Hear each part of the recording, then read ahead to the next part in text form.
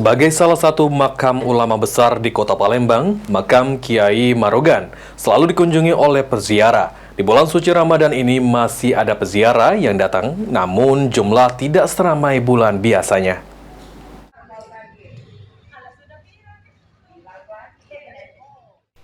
Jika di hari biasa wisatawan memadati makam Kiai Marogan untuk berziarah, di bulan suci Ramadan ini, peziarah juga tetap datang untuk berziarah ke makam ulama besar penyebar Islam di Palembang, namun tidak seramai bulan biasanya. Menurut Ismail selaku penjaga makam Kiai Marogan, untuk saat ini pengunjung yang datang tidak seramai biasanya, dan para pengunjung yang datang ke makam fokus untuk beribadah. Dengan Bapak siapa kita, Pak? Ismail.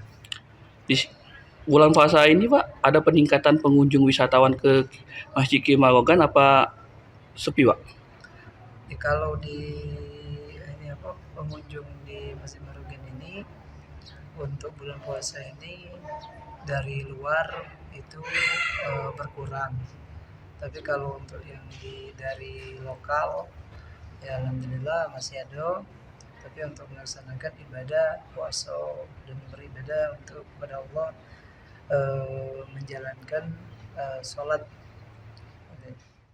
Salah satu peziarah yang datang ke makam Kiai Marogan mengungkapkan jika dirinya datang karena ingin berziarah.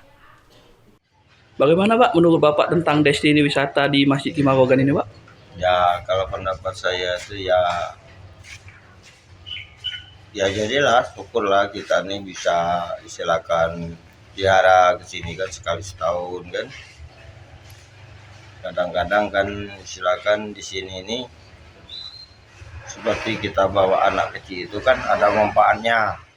Bagi pengunjung yang ingin datang ke makam Kiai Marogan ini dapat langsung datang dengan tanpa dipungut biaya sepeser pun. Idham, PAL TV.